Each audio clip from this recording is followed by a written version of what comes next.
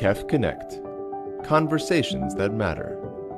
Tune in every week for interviews with industry trendsetters and community changemakers that will instill inspiration and ignite action.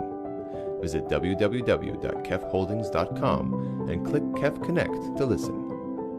Hello and welcome to KEF Connect, a podcast designed to inspire. This is season 3 for the love of learning. And in episode 2, we're looking at the evolution of education with our very special guests today. We have American University in Dubai faculty member, Dr. Nadera Alborno. Hello. We have a business news anchor, Maya Hojej. Hello, nice And we have a social media manager, Nicolo Jaliores. And we practice that specifically. Jaliores. Now, this is a Spanish name, isn't Yeah. it? So I need to learn my Spanish. So, Nicolo Jaliores. Correct. Thank you all for coming on the show. Welcome to the podcast. And I'm going to start the questions with, in your own lifetime, how has education evolved? How have you seen it change? What trends have you witnessed? And is there anything that you wish was available when you were at school? I'll start with you, Dr. Nadera. Okay. Thinking about the trends, really, I've been teaching for 20 years now. One main thing is collaborative learning. Is now we have moved from the teacher being the sage on the stage into becoming the facilitator in the classroom, where you facilitate learning.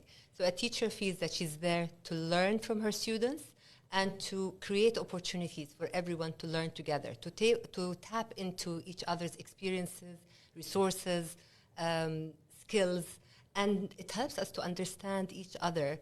Where do we come from? Diversity, which we'll talk a lot about later. The other thing, just one more thing, is the trend that has been happening right now is self-directed professional development. Is that now I can learn anything I want, and of course technology is key here. And Maya, what have you witnessed in your, because you teach as well? Yes, I teach. As well as I'm being an a news, adjunct, yeah. as well as being a news anchor. So I teach journalism, and in the past 10 years of teaching journalism, this has changed a lot. What we teach has changed, and the atmosphere in the classroom has changed a lot. But what really changed is what I was learning when I was in school over 20 years ago, and what I learned when I decided to go for a master's degree 20 years later. The difference in the atmosphere in the classroom has changed a lot, and the learning experience has become two-way. It's not only you are learning from your instructor, he is or she is learning from you as well, and this is where the learning experience becomes expanded. Also, just like Dr. Nadera said, we are now in a gig economy. So we can learn anything we want to hone our skills and become better at what we would like to do. So let's say I'm a psychologist, but I love music. So I can start working on art therapy or music therapy. These are things that we learn, we get skills from with all the technology, and from YouTube you can learn things without even paying for them. So maybe it's an example. Social media expert, I'm sure you know all about YouTube lessons. Yeah, so I'm not an educator by profession, but I am really like an avid learner. And the one thing that I've noticed is like the mode and attitude towards learning. So if I may just give you like a personal anecdote, I say this all the time. I come from a typewriter generation. I'm old enough to have actually had to use a typewriter. And the attitude towards, learning and expression there is that, before you commit anything to that paper, you have to be 100% sure. Because if you make one small mistake, that paper goes on the bin, or you're going to have to use a whiteout. That's going to be a lot of hassle. So before, like my contemporaries and I, we would draft everything by hand first and then type it. So to me, that expresses like a huge difference in the way, my generation used to learn and the way this generation now, manages to learn. Before, we had to be like 100% sure.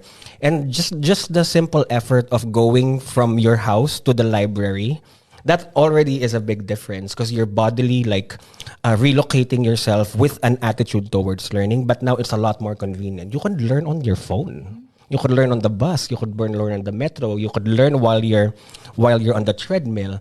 So it's really that attitude and the mode of learning that's changed, and it's really quite interesting to see how it has evolved. So we have a can-do attitude in today's educational landscape, but something that we've been dealing with a lot in the news lately is the multicultural landscape. And I know, Dr. Nadera, that is something that you actually teach teachers how to manage a multicultural classroom. Can you tell me a little bit about that? Yes.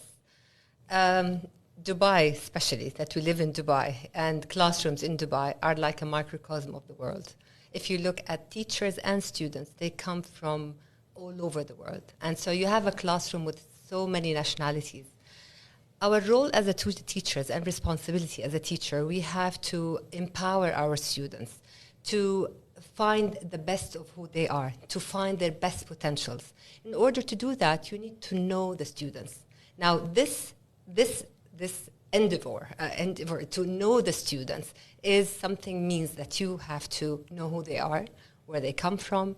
You have to know something about their culture, and then you need to know about their learning styles, their interests, their readiness levels. All this requires you as a teacher. Number one is to have the intention to do that and to believe that this is the only way that you can teach them, because you need to reach them to be able to teach them. And without knowing them, you cannot teach your students.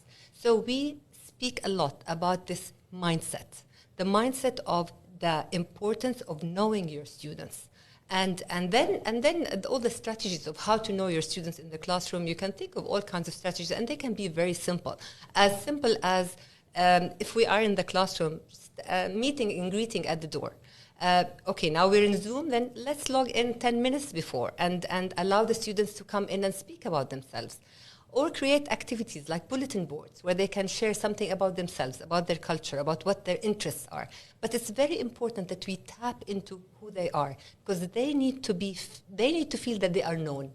When they feel they are known, we are motivating them to learn. Mm-hmm. But for the teachers to do that, they need to also know who they are, because they need to understand that their culture, their prejudices, their biases, their assumptions, they walk into the classrooms with all that.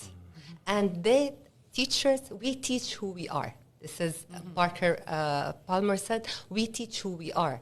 So unless we understand who we are, and that's what we work a lot with our teachers, is to understand who they are, understand their background, their social identity, how their social identity was formed. And we do a lot of exercises. One of them was, I shared with you the link for the implicit bias. You do that test. It's a test available, and it's a long-term study by University of Harvard and Washington. And it is to know your implicit bias, things that you don't know you have. And this is available online? It is available online. So anybody listening can get this online, and it's called the implicit bias test. Yeah. And you'll be so surprised. This is a requirement for my teachers when they enter the program. And they are so surprised that, no, I'm not biased against color. I'm not biased against, this ethnicity, this. But then they realize that there is maybe moderate even.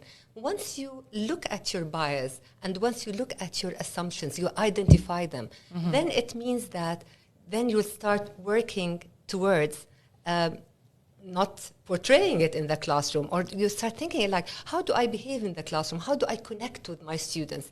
Do I really connect with my students with equity? Do I really provide equal opportunities for all my students to grow? Or does my bias and assumptions come and play a role here? So that's, again, a very important thing. So when teachers know who they are, this can reflect so well on moving into their classrooms. And the class is always so exciting because teachers are just, you don't know that this exists, actually, that I have to know myself, to know my students. Because whenever you say we teach multicultural education, the first thing they say, we need to know the different cultures of our students so we understand how to teach them. I said, what about you? What about your assumptions? What about your bias? And so, it's a very exciting thing, and we all need to know it so that we know who we are, so we can grow. And I'm guessing that would work just as well in the workplace. Absolutely. To put yourself through that test, to find out your prejudices so you can move forward in any environment, now, classroom, workplace, friendships. In all offices, they speak about diversity training. But the problem, again, there's a big problem there. As they say, we have diverse environment, so we throw money on it, and we have diversity training. But what we need to think about is inclusion. is inclusion. Because diversity is knowing that it's there. But inclusion is actually providing an accessible and equal opportunity environment. For everyone. Yes, Knowing ma'am. how to do it. It's not just knowing that it's there. Okay? It's knowing how to do it, Implementing. how to connect with people, how to be interested in connecting with people. And that's why one last thing is the biggest project in that course is that they do an ethnography, which is ethnography is a study of another culture. So they choose a culture that they have an issue with, and they have to find someone where they interview and they spend time with, and they have to interview and spend time and know their culture and shed all these assumptions and shed all these, and that experience then connecting with another person that is so different from you helps you then in the future to open doors and open minds. Amazing. Beautiful. Where do I enroll? Sounds beautiful. Maya, you're, Yes. as I said, also a teacher, and you're very focused on female empowerment and Yes. female education. How has that changed? Because that's had a bit of a revolution in our lifetimes. Oh, as definitely. well, right? Big time. But before I start, disclaimer. Zero judgment to any woman who decides to make up her own mind, make her own decision about how she is going to lead her life. So if her choice is to stay at home, be a stay-at-home mother, or just do nothing, it's her decision and it's up to her. So no judgment there. But having said that, during growing up, or 20 years ago, let's say 30 years ago, going back, girls in school, in classes, they were top students compared to boys. They were always better at many things in class. And then at university, when many of them did manage to go to university, they were top students. They studied engineering, they studied medicine. But then they decided to get married and have kids, and engineering was not suitable for a mother, and being a doctor, long hours. No, I couldn't work in ER. I had to work at a clinic. So there were a lot of restraints. So what we work with, I worked with Reach Mentoring for Women at one point. What we do is try to think outside the box and think outside our own boxes and see how we can grow ourselves, how we can move forward, how we can achieve goals, set goals and work towards those goals, and do not restrain yourself. I can be a mother and still be successful. I can work. I can choose not to be a mother. It's my choice. It's my decision. I can move forward with my own choices. I think this is the main key, the key message that you want. It's my choice. I'm going to move forward with it in education, in career, in moving forward. But definitely, I mean, I'm a big supporter of education and moving forward and growing and continuous education, continuous learning, never to stop learning and always to grow internally and externally. When it comes to mentorship, one of the biggest things we talk about in leadership, when a woman is applying for a leadership position, she's always afraid that she's not good enough. So she always thinks, I need to learn more. I need to take an extra course here. I need to do this. I need to know more. I have to have 2 more years experience. When a man is offered that job, he is so confident and he's always feeling that he deserves it. So during the interview, when you're interviewing a man and a woman with exactly the same potential and the same credentials, you will subconsciously lean towards the man because he has more confidence in his abilities. So this is what we need to work on. Now, the opportunities today are there for men and women equally, and you have to go with the person that is better for the job. Who would you choose, the man or the woman? There is a misconception that women, she's going to have kids and she's going to run for her baby. And But with a man, if he is that type, if he runs for his baby, you'd say, how cute, look at him, he's helping out. And this is what we need to change. We need to change the narrative. This is a partnership, wherever it is, and they are equally involved in every aspect. And as an employer, when I look at their CVs, I need to see who's better. I'm not going to pick the women because I want to show that I have diversity. Yeah. I'm not going to pick the man because he is more confident. Who is better suited for the job or for moving forward?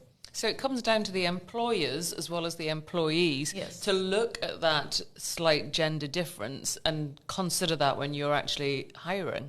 Oh, definitely. And women today have so much more opportunities. These are things, there are laws. we live in the UAE. There are laws that make you hire women, that make you give equal pay.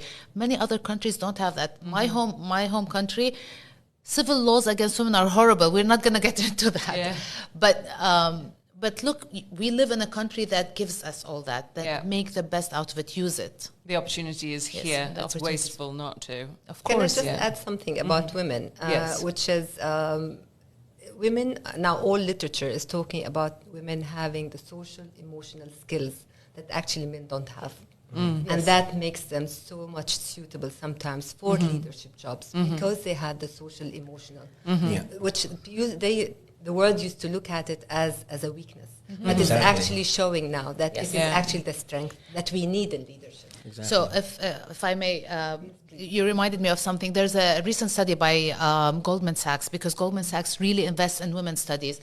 And women CEOs in 2019, because 2020 was a little tricky, and in the first half of 2020, women CEOs were more successful in bringing in investments. Why? Because they invest in ESG, which is environmental, social, and governance.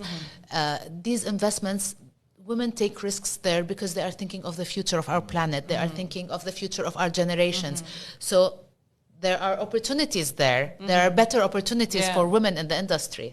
And then it feels like it's almost going to come full circle in that we're saying women's emotional intelligence will help them succeed in this era, but then it's down to the parents of today to then, with their sons, not use that terminology of big boys You're a don't boy. cry. Yeah. And those, allow boys the same Develop. freedoms Yes. to be emotional. Right. Talking of boys, Nicola, you are a social media expert. How do you feel that the social media landscape is playing into education today? Do you think it's often accused of being a big distraction? Is it actually helping anywhere, or is it just a hindrance? Well, it can help, it does help, but it can also be a hindrance. But then again, that's something that can be said about most things in life, really. True. Right? Like, it's really up to the person on how they regulate themselves on the use of social media. On one hand, we have greater access to information now more than ever. But at the same time, that can also be, like a double-edged sword, because we have so many opportunities that can distract us. But one thing that I like to explain whenever I do social media workshops or seminars is that the key to understanding how social media works is to think about what's in the best interest of that social media platform. Because at the end of the day, it's really a business. They want to make money. Like, Mark Zuckerberg's not in this for the charity of it. They want to they want to make money, obviously. So you have to understand that, what are the decisions that are for the best interest of the social media platform. Okay, so social media, without getting into the nitty-gritties of algorithms, like, they're really designed to serve you the most engaging and the most relevant content as possible, because they want to keep you glued to the platform. They want you to stay in there. And they want you to be glued to the platform because the longer you stay, let's say in Facebook, that gives them more opportunities to serve you ads. That gives them more machine learning, because then, the targeting becomes more specific, it becomes more sophisticated, which will then, translate to better results for the advertisers. So at the end of the day, it's always a business to them, right? So you, as a citizen, as a netizen, it behooves you, and this goes back to what has been mentioned in the panel right now. It all goes back to self-awareness and self-regulation. Like, there are ways for you to kind of sort of limit the distracting factors in social media or in the internet. For example, like, you can report ads, or you could mark the YouTube content that appear on your feed. You can mark it as irrelevant. You could clear your cookies. You could adjust your personal ad settings in Google. There are so many things that all boil down to habit. And that's really what it's all about. It's about you regulating the habit. There are ways to technically protect yourself from being distracted, but at the end of the day, it's all down to your focus. That's really all there is to it. If you need to put a timeline, put a timeline. Like, if you need to set up alarms on your phone, do it. Yeah. But it all goes back to your attitude as a student and as a learner. Like the internet is there. It's a great thing. It's created, many connections. It's made the world a lot smaller, but it's going to get you if you let it. So don't let it. I'm fine with all others except for Instagram. Instagram just hooks me and pulls me in. So I've set in the settings on Instagram, there's actually a timer, and I've set it so when I've been on for 1 hour a day, it pops up and says, you've been on 1 hour. Stop it. Yeah. For me, it's YouTube. Oh my God. YouTube is an abyss. And I always say this, like sometimes I feel like YouTube's algorithms know me better than I know myself.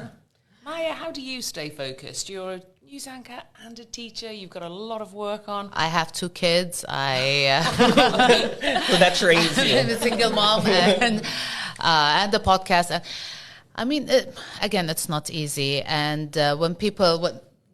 Going back to social media, when people see what people see on your feeds and your social media, they think that life is all flowers and you're always happy. And, there are times when you're really not okay and you're all over the place and you can't focus. But at the end of the day, it's setting your goals and working towards them. I don't like to say hard work because it doesn't have to be hard. It has to be persistent. You have to be persistent, you have to be resilient, and you have to keep going and going.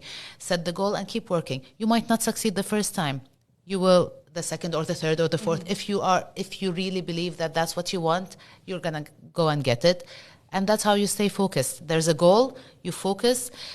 Maybe not tunnel vision because you will need other people's input at one point or another, but then step by step, you're going to get there to whatever it is that you want or you dream of. And when you set your goals, is this at the beginning of 2021, did you sit down with a notepad and pen and vision come board. up with your vision board? I do a vision board every year. I've been doing it for 3 years, and I'm shocked at how accurate this vision board is every single year. I've heard this from everybody who I know who does vision boards has said this. I have to do it. I can't get over the hurdle. You would feeling not like it's a bit sort of school.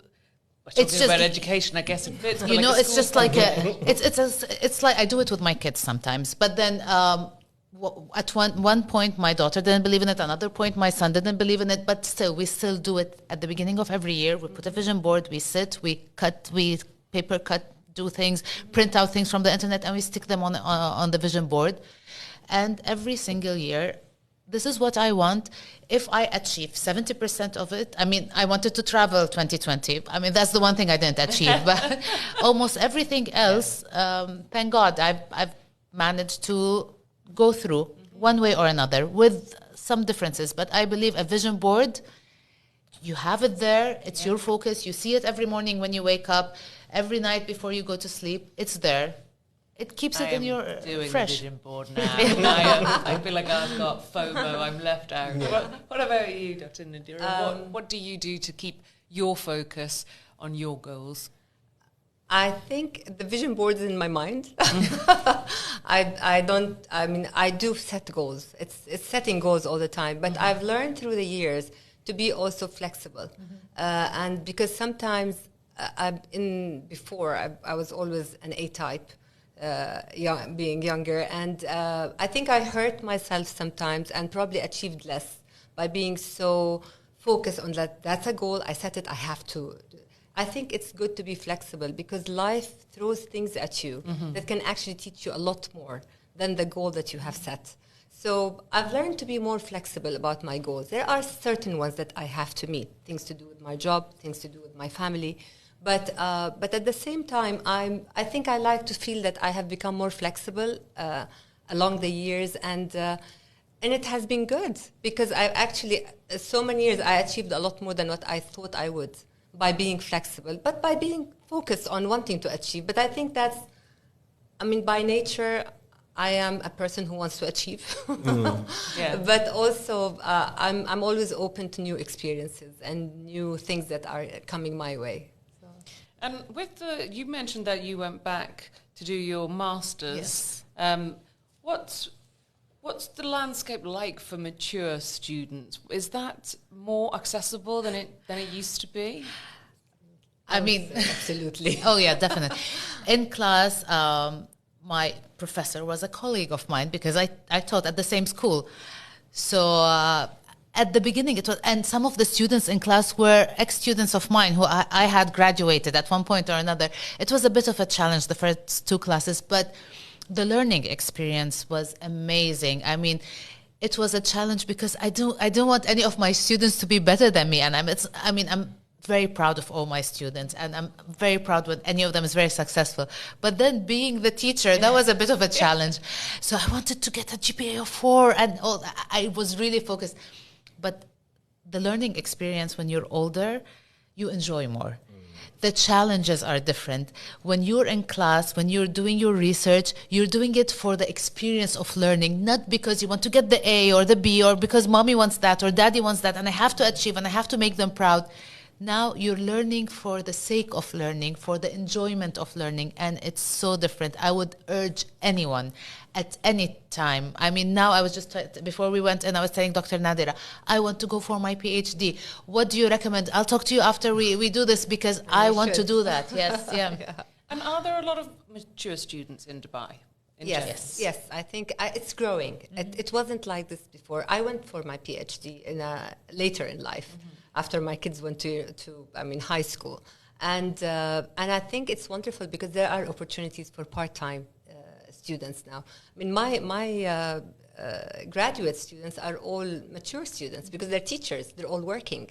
So, and the age range, as you said, it ranges from 22 to 55, and the learning that happens there, because you see the younger ones are like more tech savvy, while the older ones are just learning. But then the opportunities that are open for everyone, and they learn from each other. Again, I go back to collaborative learning. It is wonderful to see it across ages, across nationalities, across diversity of all kind. And I think Dubai is moving towards that for sure. I wouldn't say it was the case about 10 or 15 years ago when I was looking for a program to finish my PhD, to do my PhD. But now it is. There are a lot of programs, and yes, and I think more opportunities for women and men as well. My husband did his master's degree about 5 years ago only. Again, it was a different field completely. Again, offered here in Dubai. I don't know. Sorry, I just don't know if we mentioned, because we did talk about it, the learning experience is a two-way experience nowadays. So you learn from your students also as they learn from you. So it's a two-way experience at the moment. So that helps a lot. So it's a very different classroom to the one that I grew up in. Yeah, completely. And Nicola, you do video and photography courses? Is that yeah, in my line of work, because I manage an account which is like one of the biggest imaging brands in the world. So we specialize, of course, in photography and videography. But like I can add to this discussion by saying that, you know, my particular line of work, social media, like you have to be constantly learning, constantly. Like you are really only as educated as your last post. Because social media changes so much that you have to be constantly like on the lookout for what's changing in the platform, what are the new advertising models, what are the new platforms that we can look at. So what are the algorithms today? Yeah, exactly. So you have minutes. and whenever a platform changes anything, it's not like they send out a memo. Like you're just gonna have to like what's happened today. Why can't I do this anymore? So like you have to be constantly switched on. And like if I may give a testimony, so I do that because I use this thing called Zest. It's a program that it's kind of a plug-in in Chrome that you install that and it automatically curates for you.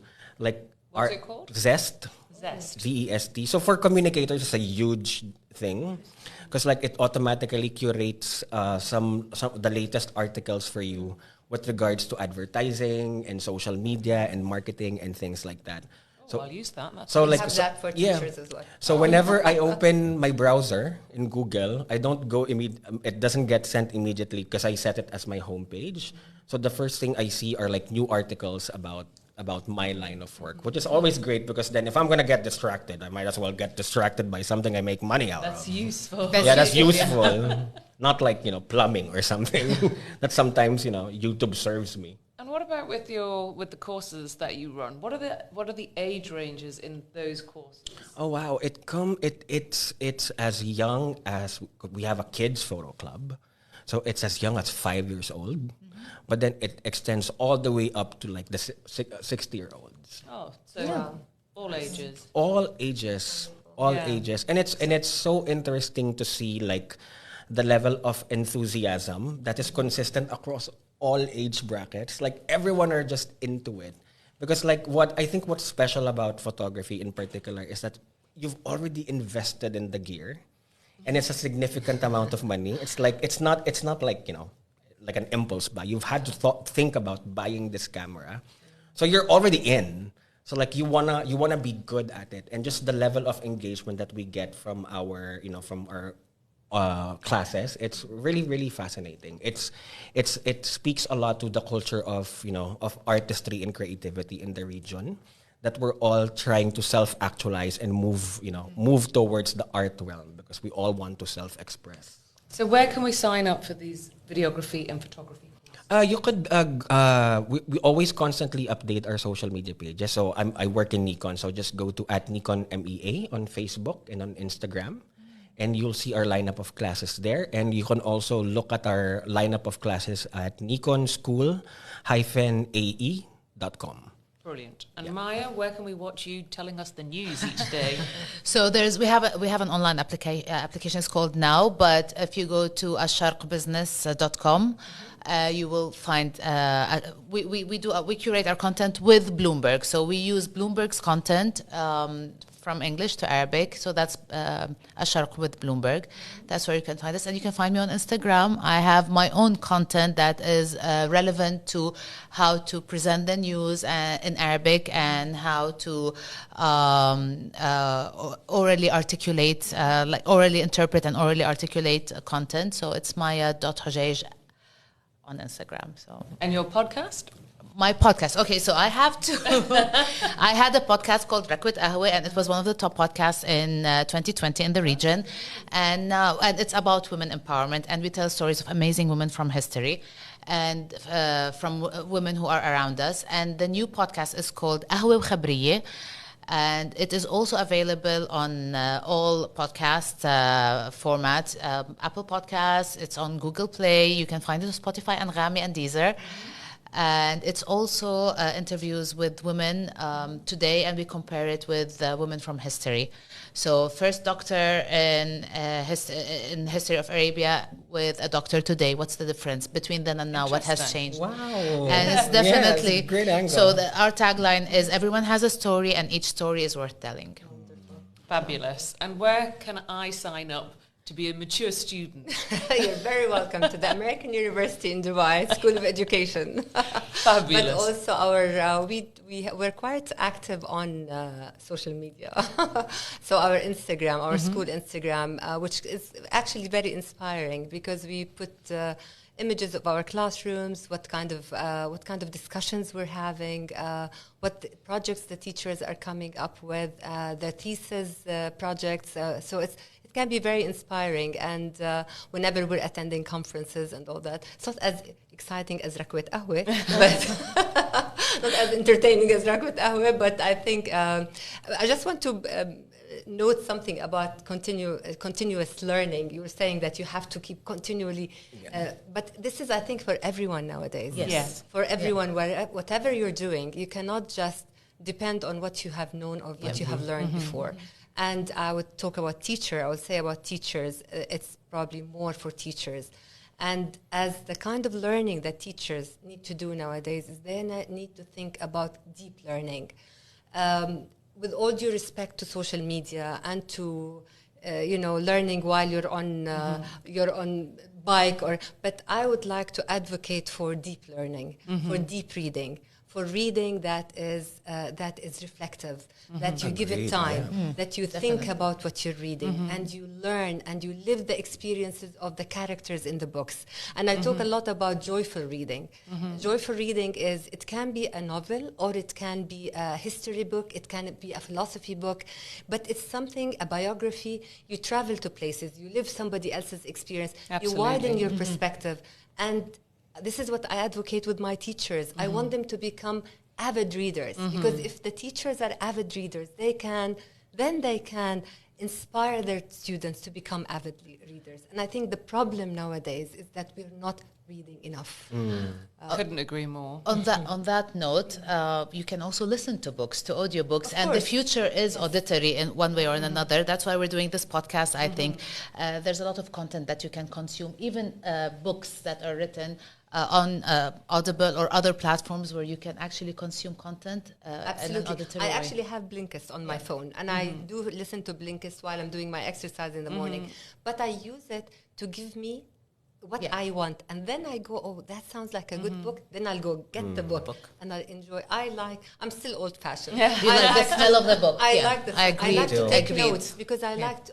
For me, reading is about taking notes, Annotation. and thinking, Yeah. and reflecting, and that's the deep learning that we are maybe nowadays are missing, and really is at risk with people really connecting so much to social, to all the media and technology, Yeah, which is and it's really the perfect distracting us. antidote to COVID, because when you're reading a book, you're stepping into somebody else's shoes. You're living somebody else's life. You can go Beautiful. to any country that the author takes you to in a book. It's so therapeutic and incredibly educational. And if we want to eradicate discrimination, and want to eradicate all these prejudices that I talked about at the beginning, reading is the number one thing to do, because that's how you know others and Absolutely. know other cultures.